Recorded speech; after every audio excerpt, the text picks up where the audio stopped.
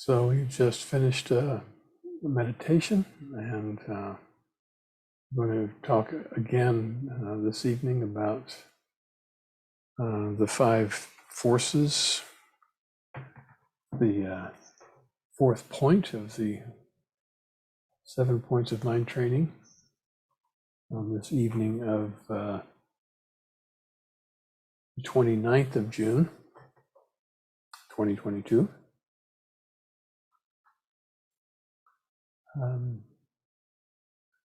Last week I began talking about that and using Pema Chodron's chapter on this subject, got as far as the first of the five powers, the strong determination part. But again, this, the title of the fourth point is utilizing the practice in one's whole life. The way I think about it is, our teachers are saying, well, now we've spent some time looking at seeing things as impermanent, noting cause and effect, aware of a dissatisfactory nature, and so forth, with the four thoughts that turn the mind. We've looked at the actual practice of bodhicitta, both absolute and relative, being able to at least touch the spacious, boundless aspect that we even let go of concepts when we move to it, as well as the exchange of self and others, the softening and blurring of the boundary that we make up in our minds, that we're separate from each other and from whatever else is in the world, using this exchange, this process of compassion. We've learned about taking adversity as the path.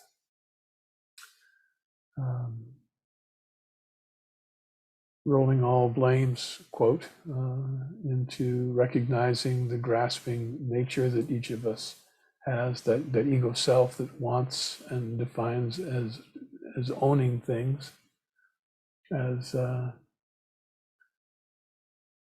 where these difficulties arise. The gratitude to things that help us practice our patience, our generosity, and so forth.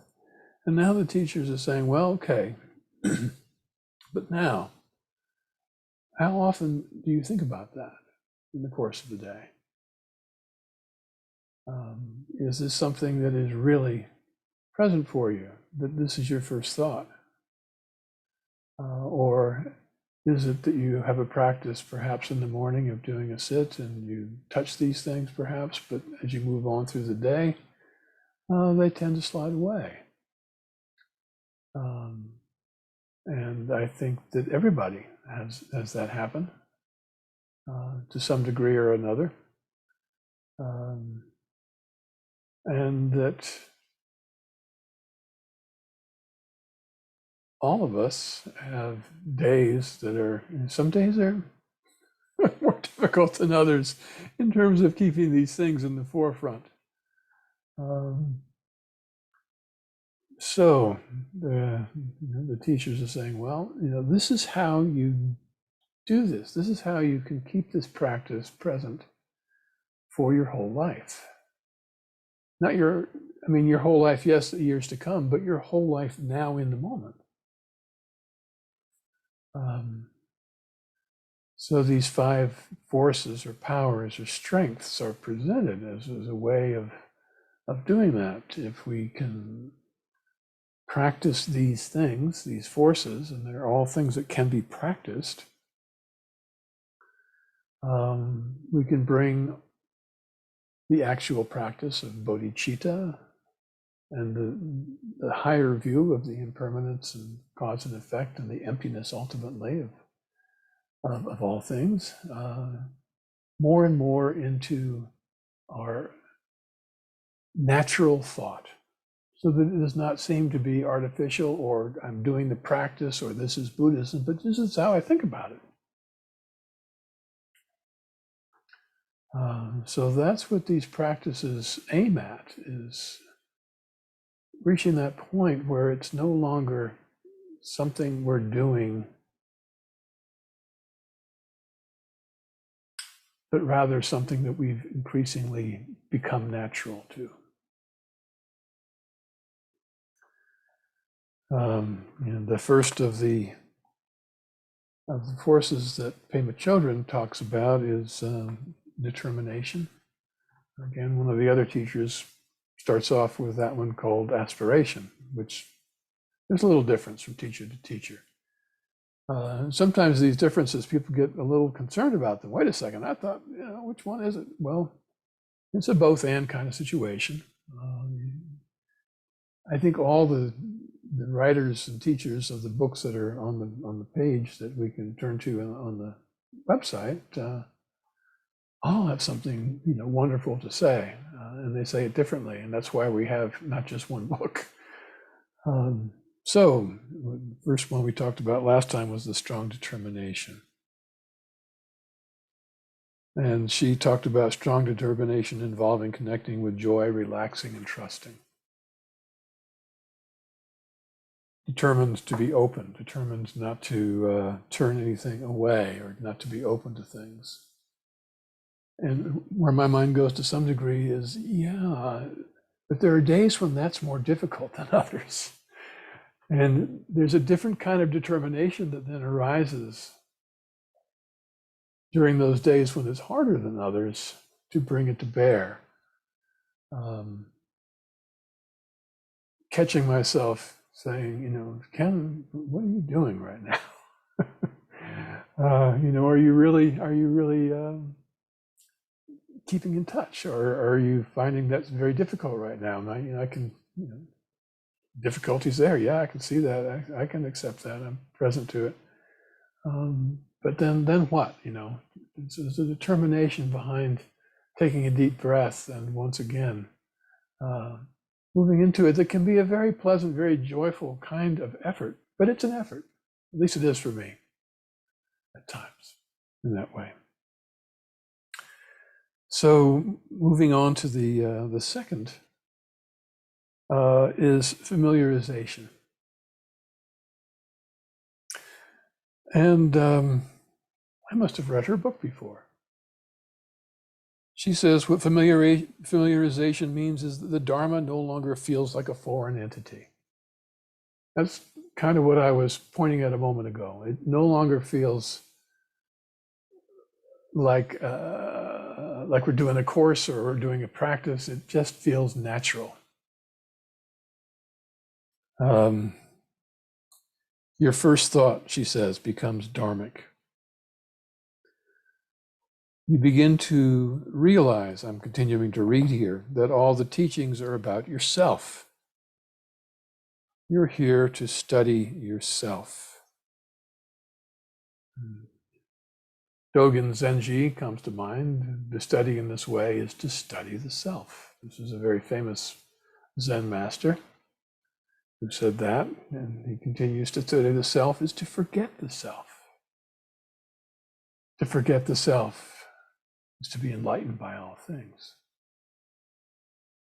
To be enlightened by all things is to be liberated from one's own body and mind and those of others, in such a way that no trace of enlightenment remains. It's a wonderful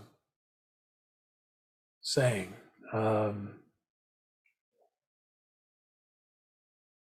We're here to study the self. And to me, to study the self, to study the self is to forget the self is very much in keeping with that relaxing into, releasing, letting go that Pema Chodron talks about so often.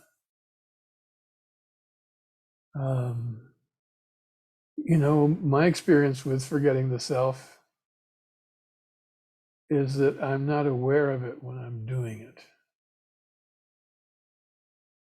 It's not like I'm forgetting the self, it's not like that. It's a relaxation into something that is not trying to claim ownership or trying to claim anything. And it's very relaxed and free when it's there. think we've all experienced that at various times in different ways. Usually when we're putting our attention on something other than ourselves to begin with.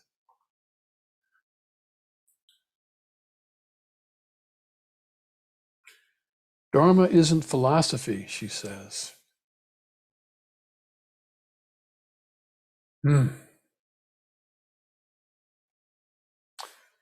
Dharma is basically a good recipe for how to cook yourself. How to soften the hardest, toughest piece of meat.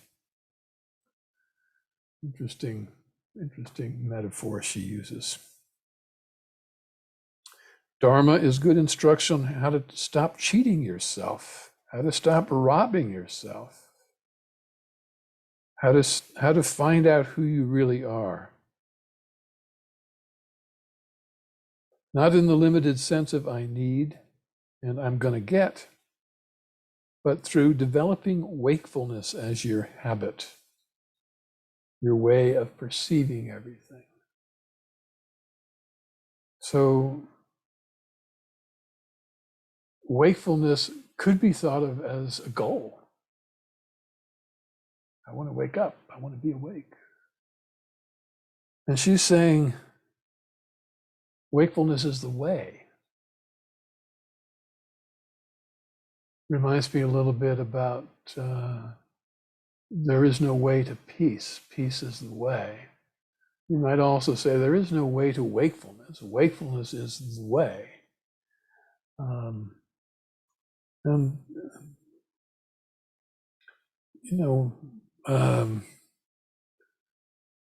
how do we practice wakefulness? And we're really getting down to a very basic concept in all of the teachings, not just the 7 points of mind training, of mindfulness.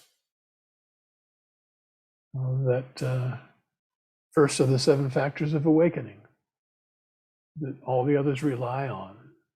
And mindfulness is the first of the factors of waking up.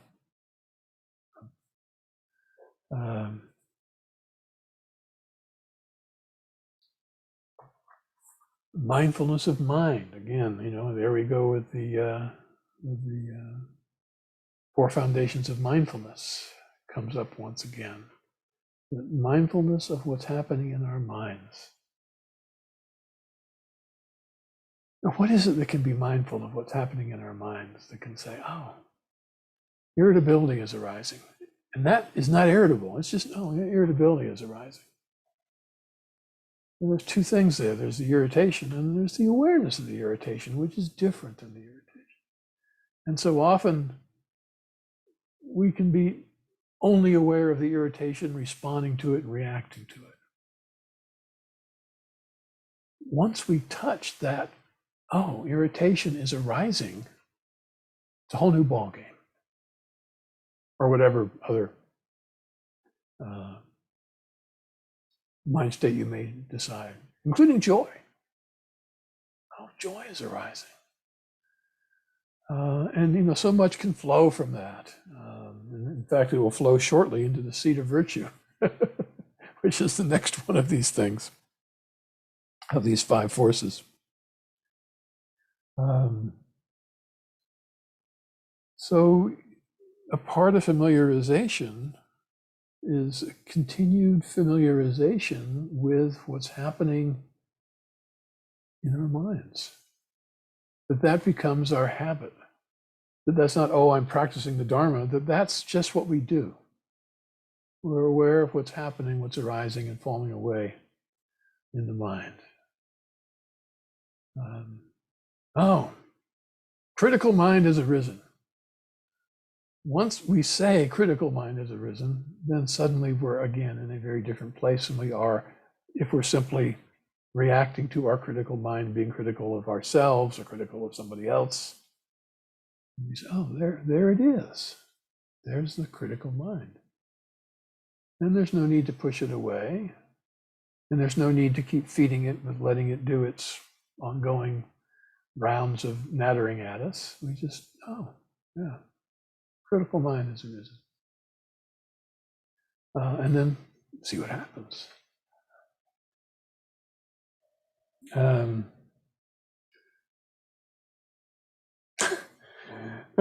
She continues, we talk about enlightenment as if it's a big accomplishment. Basically, it has to do with relaxing. This is Pema, after all, and finding out what you already have. Finding out what you already have. Ultimately, seeing and identifying with that clear light awareness. But finding out what you already have. The enlightened you, she says, might be a slightly different you from the one you're familiar with, but it still has hair growing out of its head, or at least part of its head, still has taste buds, and when it gets the flu, snot comes out of its nose. I'm quoting here. Enlightened, however, you may experience yourself as in a slightly less claustrophobic way, maybe a completely non-claustrophobic way. And I mean, reflect for a moment. When we're in those states that are more enlightened than usual, when we have those enlightened experiences of not being bound by the self, whether it's in meditation or whether it is in interactions with others, whatever it might be. Her use of that word claustrophobic is so wonderful, I think. There's the constricted feeling that I can so relate to when that's not present. And the sense of release and opening and relaxation that can be present when that more spacious experience is there for us.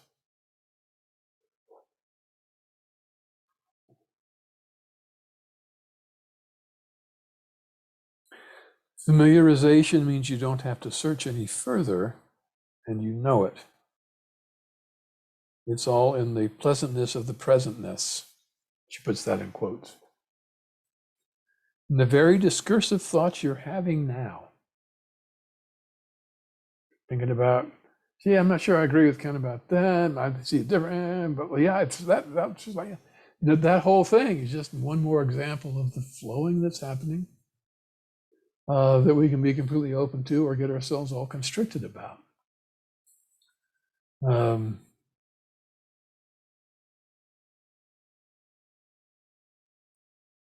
In the very discursive thoughts you're having now and all the emotions that are coursing through you, it's all in there somehow.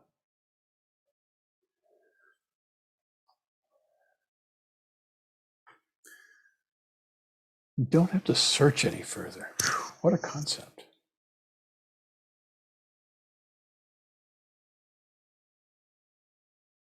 I'm aware, I even wrote in the margin, there's a process involved here.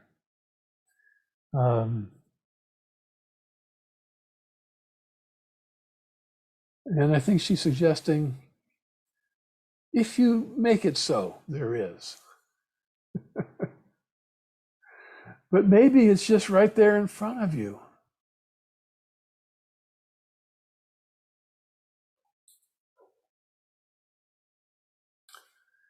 So, oh my goodness, this is going to be part 2 of 3, it looks like. The third one is the seed of virtue, or positive seeds, or planting white seeds, I think is the way one of them puts it. Then she approaches this from an interesting way.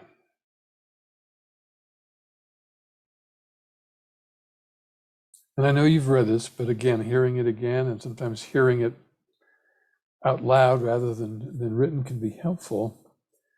The third strength is called the seed of virtue. In effect, this is Buddha nature or basic goodness. So she's approaching the seed of virtue of being that seed that, in some ways of thinking, is completely beyond virtue and vice. But she is looking at that. This is one way of looking at the seed of virtue, is this basic goodness, this Buddha nature. In that situation, it's not goodness versus badness, though. It's like a swimming pool, she says, a swimming pool with no sides that you're swimming in forever. In fact, you're made out of water. Buddha nature isn't like a heart transplant that you get from someone else. Quote, it isn't as if you're trying to teach a tree to talk, unquote, as Rinpoche once said. That would be Rinpoche Trungpa, Chogyam Trungpa. It isn't as if you're trying to, yes, it's just something that can be awakened, or you might say relaxed into. Let yourself fall apart into wakefulness. The strength comes from the fact that the seed is already there. The warmth and moisture, it sprouts and becomes, with warmth and moisture, it sprouts and becomes visible above the ground. You find yourself looking like a daffodil, or feeling like one anyway. Breathing in, I see myself as a flower. Breathing out, I feel fresh. Thich Nhat Hanh. The practice is about softening or relaxing, but it's also about precision and seeing clearly. None of that implies searching. Searching for happiness prevents us from ever finding it. And that's what she has to say about seed of virtue. Some of the other teachers talk about seed of virtue in terms of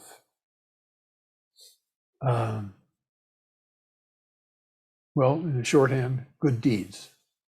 That we're aware of things that arise in us that we want to cultivate, that lead us to less suffering. We're aware of things that arise in us that we don't want to cultivate, that lead to more suffering. Back to those, the 4 parts of diligence, of watering and cultivating the seeds that have not yet arisen that we would like to arise, and celebrating and cultivating them even more when they have arisen. And likewise, recognizing the seeds that we would rather be quiescent, such as rage, envy, jealousy, whatever.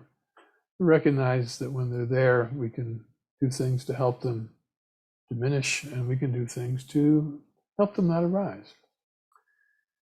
So that's another way of looking at the seeds of virtue.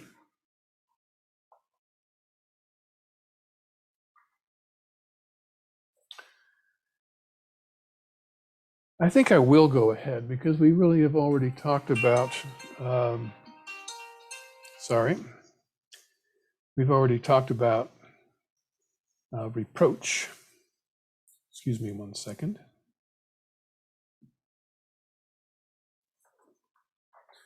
Forgot to do this. Brings back old times. There.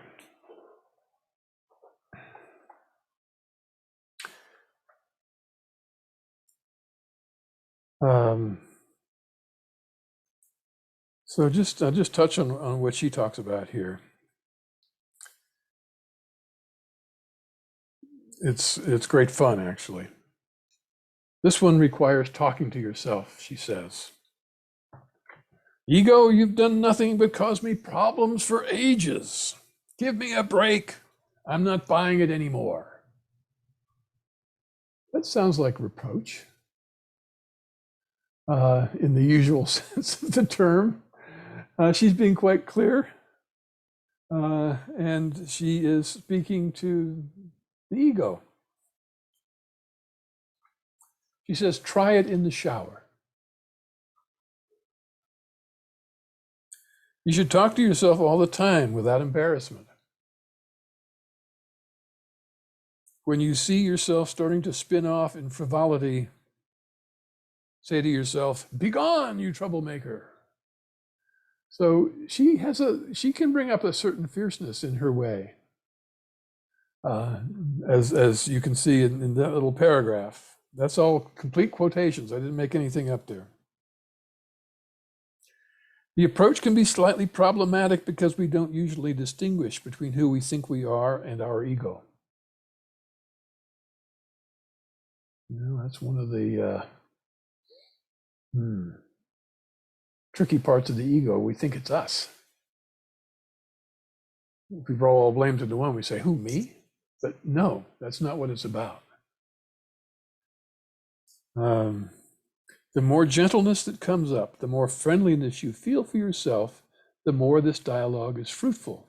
So when you're saying, "Be gone, you troublemaker," it's being done with a spirit of friendliness. But to the degree that you actually are hard on yourself, then this dialogue could increase your self-criticism, which I think is one of the issues that was brought up previously about how this conflicts with the idea of acceptance.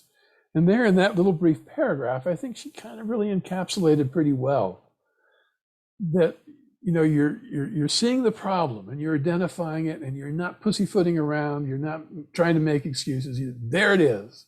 And you're talking to it and you're shaking your finger a little bit, and you're also at the same time, there's relaxation there, there's friendliness there, there's acceptance there, there's a spirit of playfulness in that, or there can be.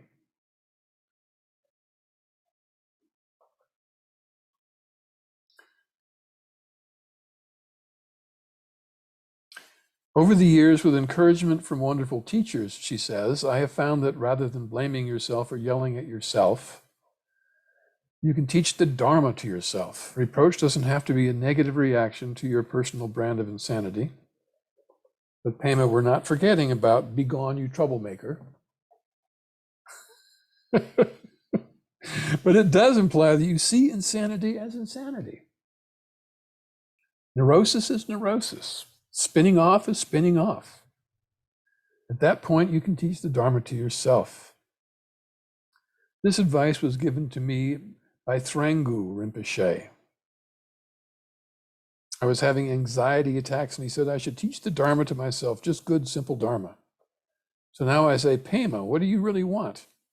You want to shut down and close off? Yeah, pretty pointed, serious question being asked there. Do you want to stay imprisoned? Or do you want to let yourself relax here? Let yourself die? Here's your chance to actually realize something. Here's your chance not to be stuck. So what do you really want? Reproach can be very powerful. You yourself teach the Dharma in your own words. Teach yourself the Four Noble Truths. You teach yourself about taking refuge. Anything that has to do with that moment when you're just about to recreate samsara as if you personally had invented it. I love that. We do it all the time. You know, it seems so often in these situations, we can feel so alone. We can feel like, you know, this is, nobody can understand what I'm going through. I mean, that's the lament of the teenager, of which I find a part of me from time to time. So, you know, recreating samsara as if I had personally invented it. Look ahead to the rest of your life and ask yourself what you want it to add up to, she says. Each time you're willing to see your thoughts as empty, let them go and come back to your breath. You're sowing seeds of wakefulness, seeds of being able to see the nature of mind, the seeds of being able to rest in unconditional space. We've hit that 2 or 3 or 4 times just this evening, that mindfulness of mind, taking the moment, settle in, let those thoughts come and go as they will, not trying to control them, not trying to say they're bad or good, not judging, not grasping. Seeds of wakefulness, being able to see the nature of mind as well as its content. It doesn't matter that you can't do it every time. Just the willingness, the strong determination, there's determination again, to do it is sowing the seeds of virtue. And of course, we know very clearly now that for Pema, strong determination does not involve gritting your teeth.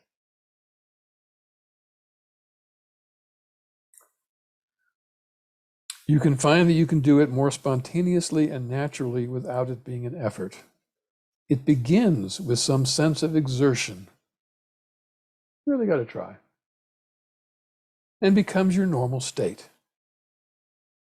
That's the seed of bodhicitta ripening. You find out who you really are. So a little more on reproach. And I love her description of learning to talk to yourself and teach the Dharma to yourself.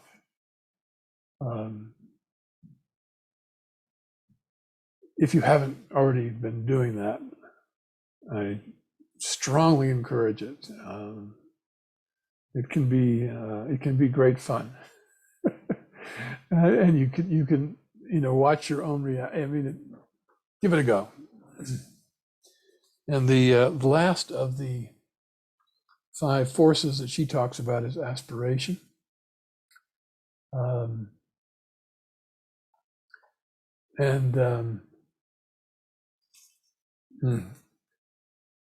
Trilakhyabgan has this last one being dedication.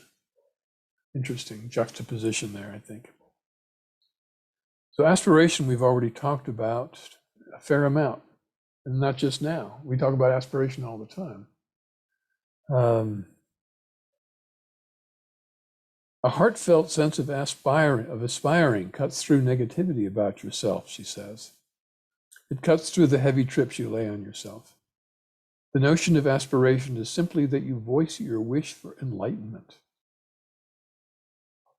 You say to yourself, for yourself, about yourself, and by yourself, things like, may my compassion for myself increase.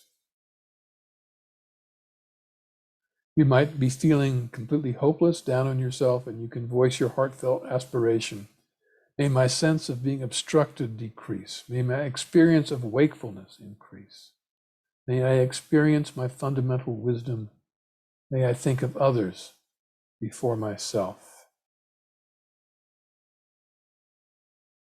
I think I'll stop there just to add that there's the dedication that Trilakhyabgan talks about. May I think of others before myself. The dedication he talks about is like dedicating the merit that we do every evening when we're done. May any benefit that arises be shared with all beings. May I put others before myself. So that is where we will stop for this evening. And I will stop the recording.